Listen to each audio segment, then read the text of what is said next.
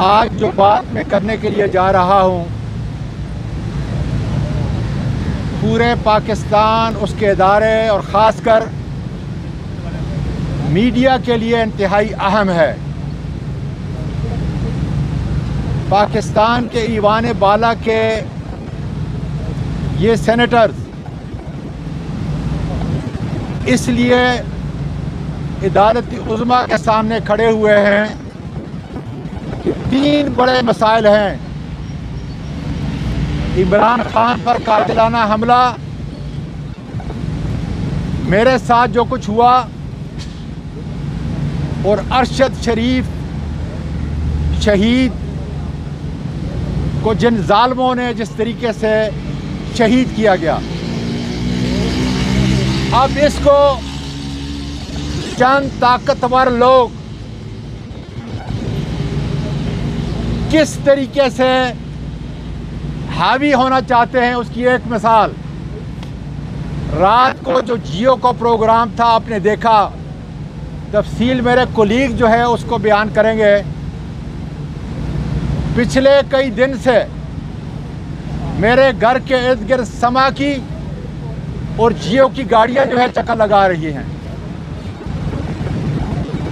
कुछ ट्वीट आ चुकी है जिसमें चंद ताकतवर हाथ 4 साल पहले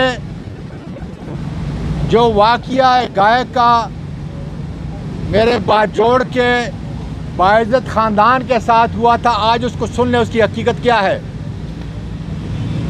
इसलिए कि उस वक़्त 100 मोटो था, केस सब जुडिस था और मैं नहीं चाहता था उस वक़्त हक़ाइक़ सब को पता क्या है, लेकिन पीछे कौन था इसको मैं आज बयान करता हूँ।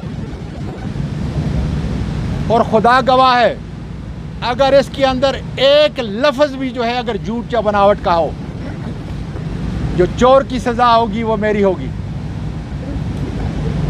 आपको मालूम है कि मेरे जो हाउस के वर्कर हैं, मुलाज़मीन हैं, उनका बाजोड़ की बड़ी बाइज़्ज़त फैमिली के साथ तू मैं हुई। पहले दिन 38 दफ़ा मैंने, चूँकि मैं गवादर जा रहा था, आईजी उस वक़्त जो थे उनको मैंने मैसेज भेजे, टेक्स्ट किए, रिटर्न दरख्वास्त जो है मेरे बेटे ने दी कि झगड़ा होने वाला है, कांस्टेबल वहाँ पे भेज दें।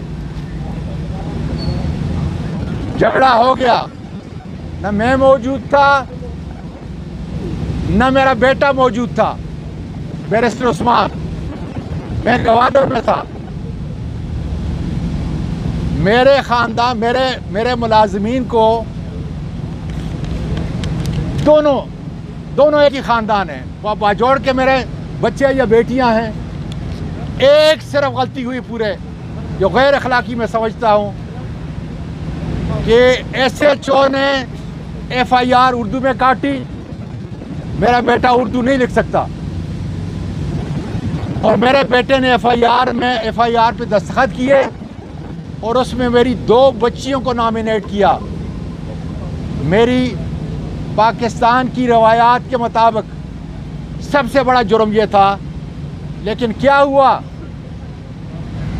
मेरे बेटे ने अपना मुचलका देख के, अपने वकील का मुचलका देख के उनको दूसरे दिन रिहा कराया। मेरी खुद बहू और मेरे बच्चे जाकर उनके घर पे माफ़ी मांगी और ये अदालत दूसरे दिन खुल गई 100 मोटो पे। आपके इस वज़ीर ने इखलाकी जुर्रत का मुकाबला करते हुए फौरी तौर पे इस्तीफ़ा दिया। मेरे बेटे पर FIR कटी। मेरे उन मुलाजिमीन पर, कौन से मुलाजिमीन आजकल ट्वीट कर रहे हैं, ये जुल्म देखें। ये मेरे मुलाजिमीन है जो ट्वीट में है जनाब अली,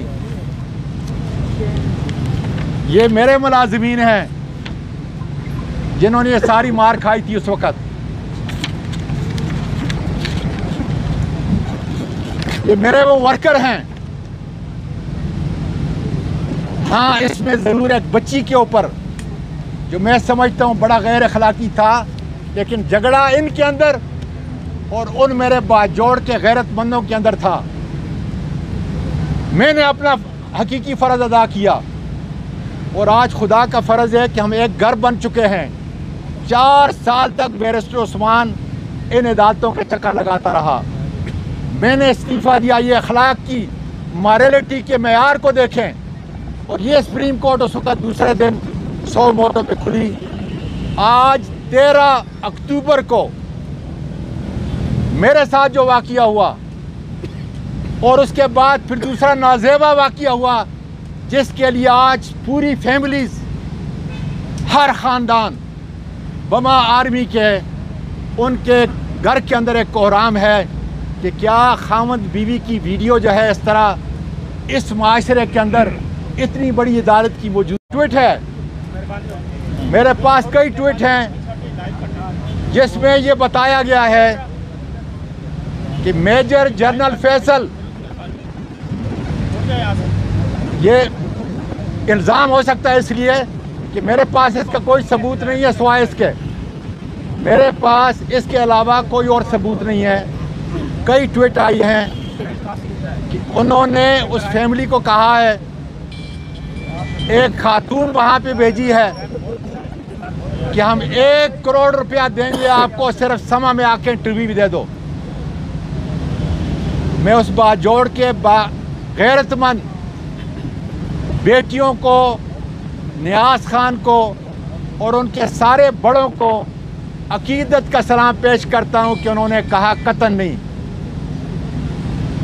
इसलिए अब असली मसले से, जिस तरीके से रात को जियो ने जो इतना बड़ा प्रोग्राम किया और पहाड़ खोदते वक्त सिर्फ चूहा निकला और मुंह के ऊपर उनको खानी पड़ी, इसलिए मेरे दोस्तों, अरशद शरीफ के लिए उठ खड़े हो जाओ। अगर आज़म सवाती के लिए आपको शर्म और गैरत नहीं आती, अगर इमरान खान के लिए आपको गैरत नहीं आती, तो अरशद शरीफ के बच्चों के लिए, उसकी बेवा और उसकी बहादुर माँ के लिए उठ के खड़े हो जाओ। ये वक्त है आपको दिखाने का, और ये वक्त है हक और उसकी आवाज़ के साथ खड़ा होने का। शुक्रिया जी।